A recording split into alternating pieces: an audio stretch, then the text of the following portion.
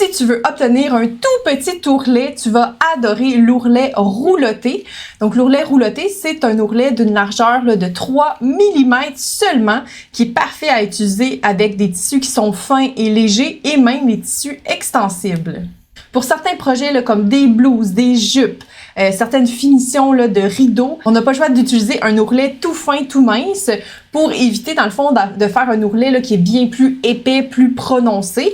Et ce qui est vraiment fantastique, c'est qu'on sauve beaucoup de temps d'épinglage parce que l'ourlet rouloté se fait tout simplement au bord là, de notre tissu.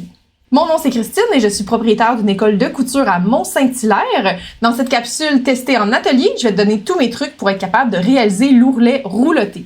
Donc tout d'abord, l'ourlet rouloté, on le réalise avec la surjeteuse. Donc je vais pouvoir te montrer sur ma surjeteuse là, comment paramétrer là, et comment faire les premiers tests pour obtenir le meilleur rouloté.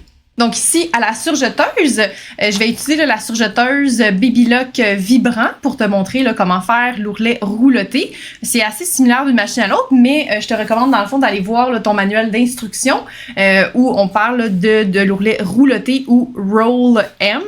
Donc ça peut vraiment t'aider là, à savoir un peu exactement sur ta machine comment faire l'ourlet rouloté. Donc moi j'ai bien pris connaissance de mon manuel, puis je vais pouvoir te montrer là, exactement comment faire les modifications à la machine. Donc, la surjeteuse, de base, elle va faire un surjet. Donc, le surjet, là, c'est fait à partir de nos 2 aiguilles et on a, dans le fond, dans le haut ici, là, nos 4 fils, nos 4 bobines de fils. Par contre, l'ourlet rouloté, ben, on a besoin de seulement 3 fils. On va devoir donc retirer une première aiguille. Donc, tu peux même regarder là, à l'intérieur de ta machine à coudre. Parfois, là, on nous fournit même le petit tournevis pour pouvoir retirer l'aiguille de ta machine. Comme ici, là, moi, j'avais bien le petit tournevis. Donc, pour retirer l'aiguille, ça va être l'aiguille de gauche qu'on va enlever. Donc, ici, je tourne le volant vers moi pour bien faire remonter mes aiguilles vers le haut. Je vais retirer, dans le fond, le fil de mon aiguille de gauche. Donc, en venant tout simplement le couper ici près de mon aiguille. Je peux aussi soulever mon pied pour relâcher un peu la tension et faire passer le fil de gauche là, pour le retirer de la machine. Donc maintenant, ce que je vais faire, c'est que je vais pouvoir venir dévisser. Donc ici, on voit que j'ai une petite vis là, en haut. Il y a un petit L à côté de celle-ci et une deuxième vis ici, puis un petit R. Donc moi, c'est l'aiguille de gauche. Donc c'est celle avec le L pour left. Ici, c'est vraiment important. Je vais tenir dans ma main gauche mon aiguille gauche et venir tourner là, comme ça pour dévisser. J'ai fait un quart de tour et déjà, l'aiguille veut ressortir. Donc ici, je fais attention de ne pas l'échapper dans la machine. Comme ça. Et tout de suite, je vais juste venir là, revisser parce que c'est tellement des petites vis que je ne veux pas les perdre. Donc, je vais juste la replacer dans ma machine. Donc ça, c'était la plus grosse opération. C'est fait. Ça a fonctionné. Je peux aussi, là, dans le fond, en levant mon pied, je peux venir ici retirer mon fil. Donc, ça va être vraiment le fil de gauche ici, comme ça, que je peux venir retirer de ma machine. Tiens, comme ça. Donc là, ça va enlever les 2 fils, l'aiguille de droite et celle de gauche. Donc, je peux tout simplement venir ici, réenfiler mon aiguille. Donc, replacer mon fil.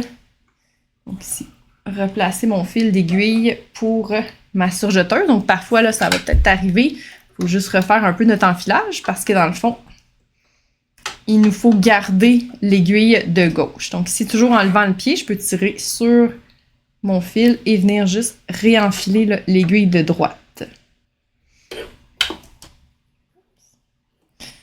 Comme ça. Donc, je vais juste pousser le fil de mon aiguille vers l'arrière et j'ai pu retirer là, vraiment tout le fil de mon aiguille de gauche. Donc, première étape, c'est terminé.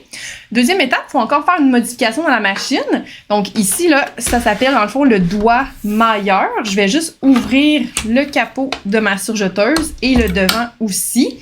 Puis, dans le fond, on retrouve là, le doigt mailleur juste ici, dans le devant de la machine. Donc, ici, j'ai bien le couteau, comme ça ici. Et ici, là, j'ai vraiment un petit doigt mailleur que je peux juste tirer dessus pour le retirer. Ce doigt mailleur-là permet là, de faire vraiment la petite boucle, la largeur de la boucle pour le surjet. Mais là, vu que j'ai pas besoin, là, je vais pas faire de surjet, ben, j'ai besoin de le retirer.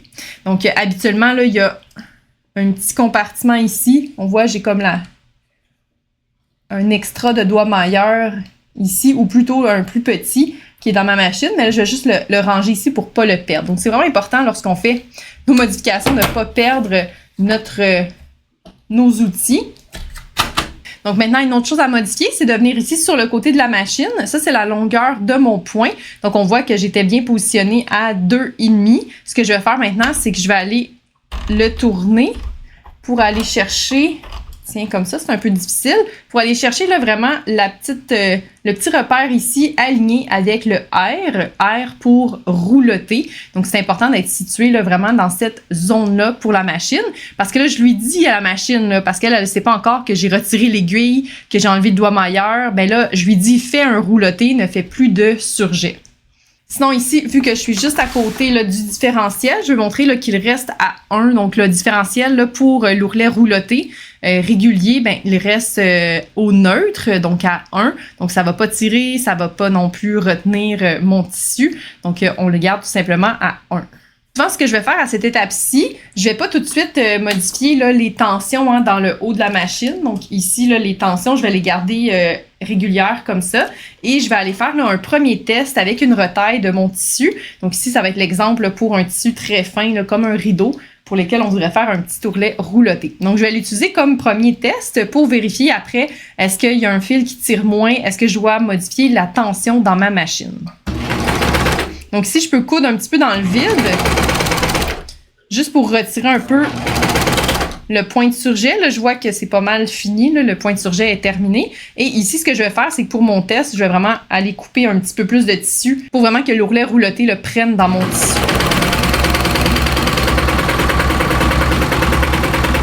Là, c'est important, dans le fond, l'ourlet rouloté, il faut vraiment être patient parce que, dans le fond, le fil, le point se crée, mais vraiment là, tranquillement.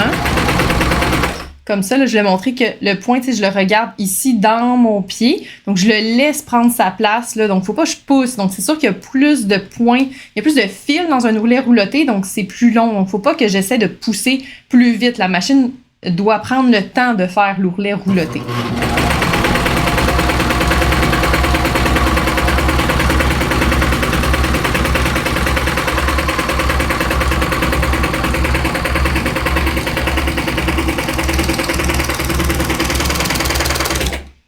Donc, une fois que c'est terminé, je fais vraiment comme un surjet. Je vais juste venir couper ici pour séparer mon ourlet rouloté de la machine.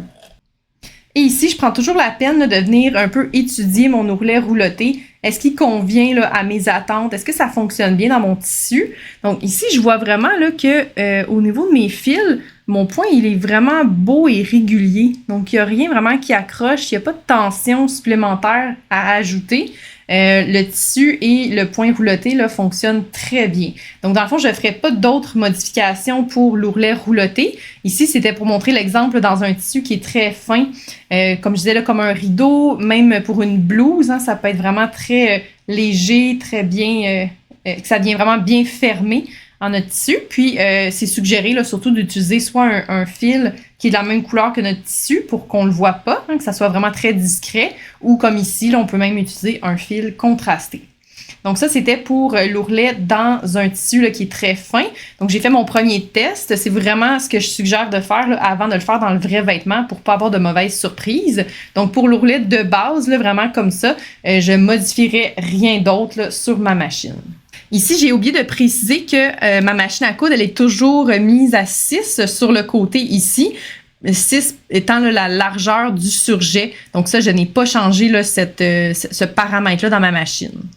Maintenant, je vais changer de tissu. Je vais aller utiliser là, un tissu qui est plutôt extensible. Je vais faire l'ourlet rouloté dans la portion là, qui est la plus extensible, vraiment dans la section là, qu'on voit ici, la plus extensible, et non dans le droit fil, pour voir là, ça va être quoi l'effet là, dans le plus extensible. Puis, je vais pouvoir voir est-ce que je dois modifier la tension dans ma machine. Donc, je vais encore nous replacer pour pouvoir bien voir là, le point dans la machine à coudre.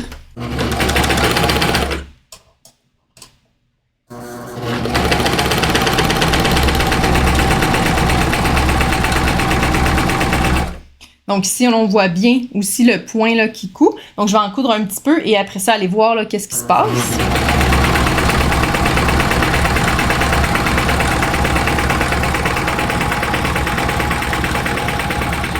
ici, dans le fond, pour les besoins de mon exemple, là, je coupe beaucoup de tissu. C'est certain que pour la première pratique, là, c'est ce que je suggère de faire pour vraiment bien voir l'ourlet. Mais lorsqu'on va coudre dans notre vrai projet, on va devoir calculer là, qu'est-ce qu'on doit couper. Est-ce qu'on doit en couper ou aller juste coudre sur le rebord du tissu?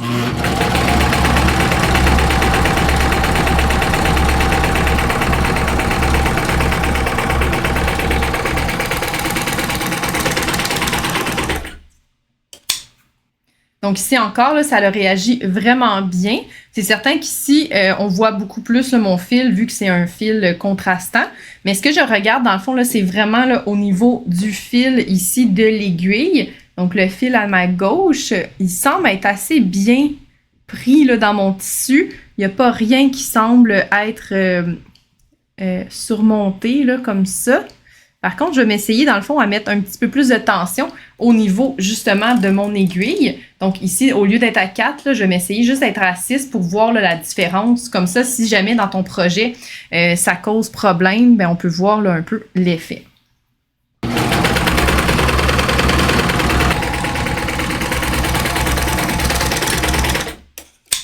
Donc ici, si je l'analyse encore de près, donc j'ai mis mon aiguille là, de droite ici. Au lieu d'être à 4, je l'ai mis à 6, juste pour voir si ça pourrait me donner une meilleure tension dans mon ourlet rouloté. Puis je trouve que le résultat est vraiment encore plus régulier, encore plus beau sur mon projet. Donc je pense que c'est ce que je vais garder là, pour l'ourlet de mon projet. Donc ici, vraiment, là, ça donne un beau résultat. Si je veux, dans le fond, je pourrais continuer, là, si jamais ta machine, c'est vraiment pas aussi plat et régulier, bien, tu peux continuer à mettre de la tension, donc à 30 jusqu'à 8. Le 8, ça serait quand même beaucoup, mais peut-être 7 pour voir, là, est-ce qu'en replaçant le fil, avoir une plus grande tension sur ton fil, ça pourrait aider. C'est assez rare, là, j'ai pas eu à changer les boucleurs, là, le fil dans les deux fils là, les plus à droite dans la machine. Vraiment, d'habitude, c'est surtout l'aiguille que je vais changer pour qu'elle tire bien là, sur mon tissu. Donc, pour le dernier exemple, je veux faire le test là, avec vraiment du jersey, un jersey tout mince là, comme ça pour faire des t-shirts. Donc ici, encore une fois, je vais tester là, dans la plus grande extensibilité, donc dans l'opposé là, du droit fil. Le droit fil va être comme ça. Puis, je vais aller tester là, la même façon de coudre avec, encore une fois, là, l'aiguille de droite un petit peu plus tendue.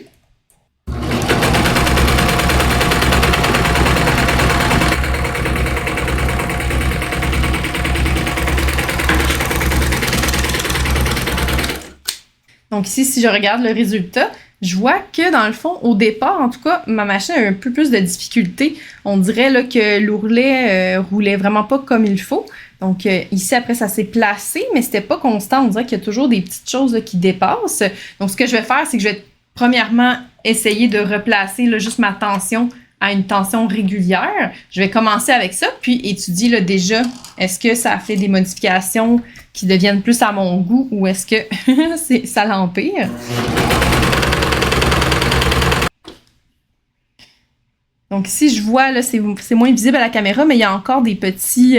dans le fond, on voit que le jersey se sauve, hein, il sort de mon ourlet rouloté. Je vais juste faire une nouvelle tentative ici sur le côté. Lorsqu'on choisit le rouloté, je pense que si on l'approche un petit peu plus du bas du R, ça va être encore plus généreux là, au niveau des points. Donc, il va y avoir plus de points dans mon rouloté. Donc, je vais le tester là, à la machine.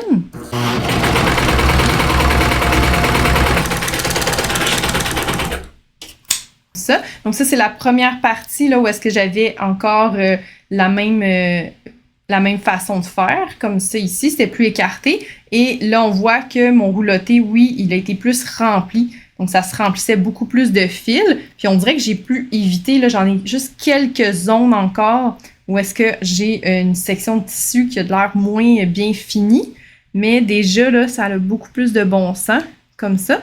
Je vais faire une dernière tentative, dans le fond, en augmentant ici, là, la tension de mon aiguille et en voyant qu'est-ce qui se passe pour en ayant un ourlet rouloté encore plus serré.